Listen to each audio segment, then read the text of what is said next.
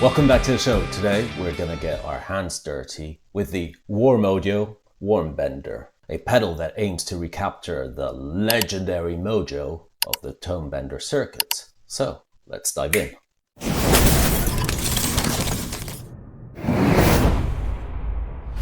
Okay, we can't start this video without a quick history lesson. Let's talk the roots of this pedal. The original tone benders from the 60s and 70s were the secret sauce behind those gnarly, early iconic guitar tones in rock history, such as, just to name two, Jimmy Page and Jeff Beck.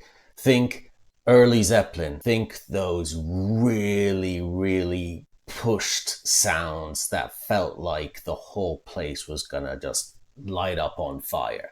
Well, Warm Audio has a reputation for recreating these vintage vibes, and the Worm Bender promises to get those sounds with some additional modern twists. And some of these modern twists are incredibly easy to see, because this pedal not only has one, not two, but three distinct fuzz flavors. So you will see that with this knob here, you can select a NOS 76, which is a cutting, aggressive kind of chainsaw-y vibe, perfect for leads. Then you've got the NOS 75, which is the Mark II sort of tone bender, I believe. If I'm not mistaken, it has this vintage fuzz mayhem, but it's also very sweet. It almost has that singing quality. And finally, we have the third one, which is the silicone version, and that is the modern one. That is their own Warm Audio kind of special sauce. That's a modern, smoother, loads of gain, think fat, fuzzy walls of sound. So you've got all three of them in just this one pedal. Another great feature that Warm Audio included is the sag switch at the top here. And that really brings it to a different level. The sag control lets you starve the circuit of its power, essentially. It's like putting a almost empty 9-volt battery, and that's exactly what it seems to replicate. So you get those gated, sputtering, kind of wild fuzz sounds that are almost really hard to control, but it just gives it a different dimension. Just before we plug in, let's look at the construction of the pedal. You can see it's a really solid enclosure. It has that typical tone bender look to it. It is a very nice material. In terms of control, you have an attack and you have a level, which is essentially your volume. The attack is kind of the gain. You have your 3 selector switch for the different fuzzes, on and off, very simple altogether. Then you have your 9-volt battery, your in, your out, and the sag switch. That's it, guys. There's nothing more to this pedal, because it does go back to kind of the early simplistic days of fuzz pedals. If you want to use it with a 9-volt battery, you're going to have to unscrew the bottom part of the pedal, which is very easy. It's very nicely done. You put your 9-volt battery in there, or you can just, as I said, use it with a wall plug. Now let's plug in and see what it sounds like.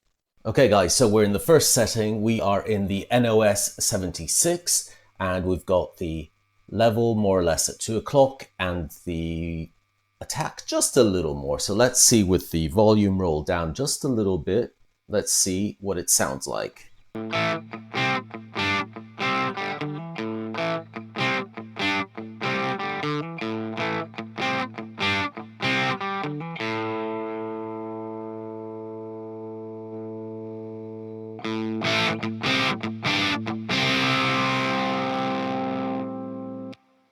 So you can see how as soon as you roll the volume up, it changes character and it kind of unleashes, which is really cool, because that's exactly what a fuzz pedal should do, right?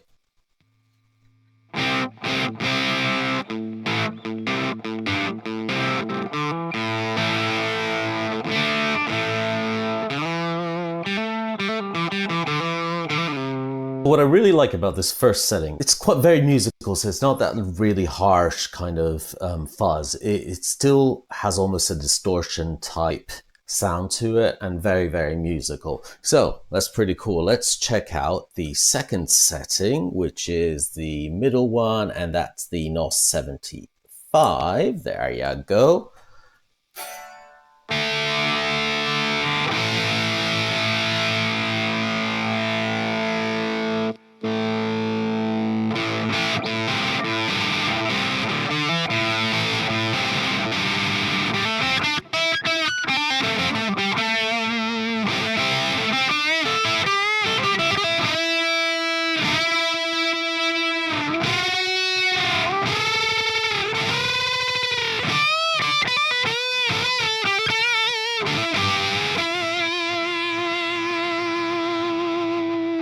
Definitely has a different character to it now. It's a lot more fuzzy. It's a lot hairier. It's pretty cool. I think for the moment, this is a more in your face sound, definitely with a slightly higher gain.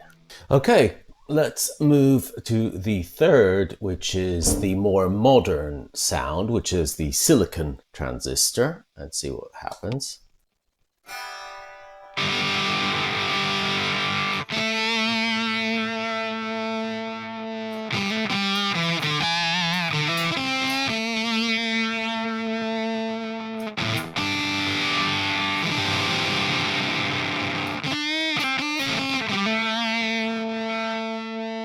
As you can tell immediately, it has a definite more modern sound to it. It's more of the kind of fuzz that we expect normally with a silicon transistor.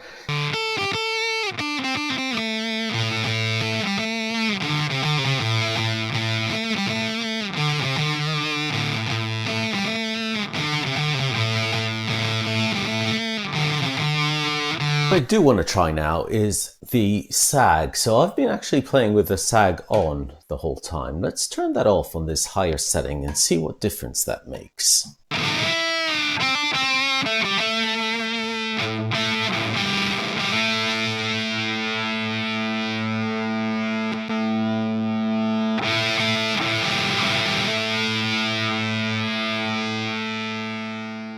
Think I kind of like it with the sag on. Here's the thing, guys. I love fuzz pedals generally, but I do admit that they can be a pain in the ass. They can be slightly difficult to sit in a mix when recording or just to get the tone quite right. They love interacting with your guitar volume, your guitar tone, with different pickup positions or even different types of pickups. They will sound very different and your mileage may vary according to what guitar you're playing, etc. This pedal does that extremely well. It is very transparent in the way that it does react to what guitar you're playing, what type of pickup you're playing, and it, for example, cleans up really, really well when you roll back your volume on your guitar, and you can get very, very cool almost amp-like sounds. So very pushed sounds. If you imagine an amp with a cabinet that's almost about to explode, very pushed. So it has that real amp quality. It's just not a fuzz that kind of destroys your underlying sound. It doesn't do that. It enhances it. So I really like that about this pedal. Just before my final thoughts, I did want to put a little bit of a disclaimer in. If you like a modern fuzz, if you like a very extreme fuzz sound, maybe this is not for you. This pedal is really for classic rock, blues, or someone in the kind of alternative rock experimental side of things. It does have enormous amounts of gain, but it still has a very different, even on the silicone setting, it does have very, very different sound to a more modern fuzz.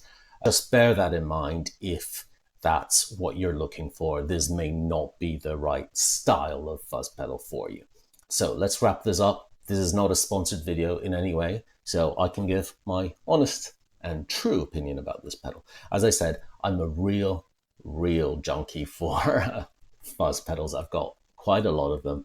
And funnily enough, I'm always on the hunt for a new one that sounds big. In my personal preference, I do prefer tone bender style fuzz pedals, so very early 60s style fuzz pedals, because I like the lower gain side of things. I like the kind of sweeter side of things. And I think this pedal does it very, very well, especially the 76 mode, I believe. Sounds really sweet. It's great for blues, and it kind of gets you to that fuzzy side of things, but it's very gradual, so you can really dial it in. So very, very good for those early tone bender, I think Mark 2 or Mark 1.5, whatever it is. I really, really like it, and it does sound great, especially with Telecasters, P90s. You really get into that ballpark. I found it darkened up a bit too much for me if played with humbuckers. Overall, I really, really liked the 75 and 76 fuzzes on here. They're both very usable. They sit well in a mix. So if you're recording it, you'll have no problems. In addition, I really love the SAG control on this.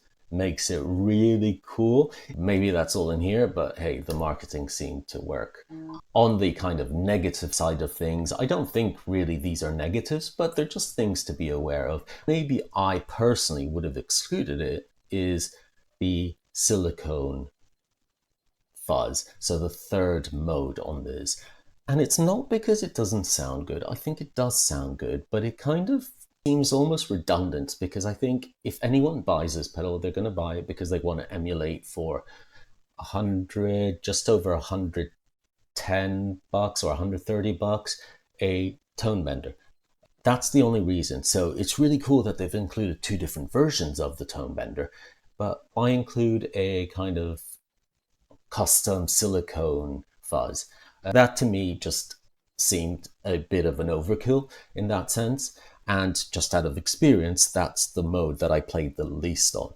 So if I had to say anything negative about this, is they could have probably done without that third fuzz setting and maybe made it slightly cheaper. I don't know, whatever it is. I mean, it's always fun to have an extra setting and it's cool. I'm not going to complain about it, but maybe to me, in the grand scheme of things, it doesn't logically make that much sense.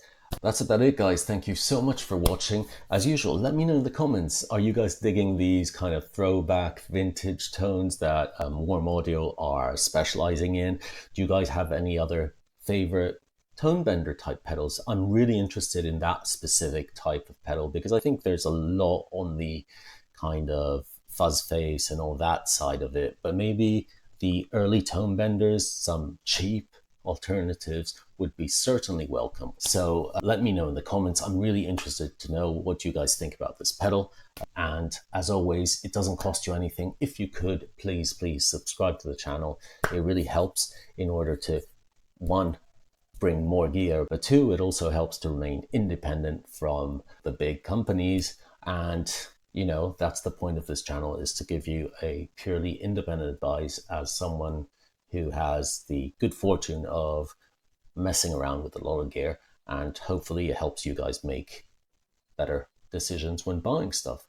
So as always, stay cool, guys. Please be good to each other, be nice, enjoy your day. Thank you so much.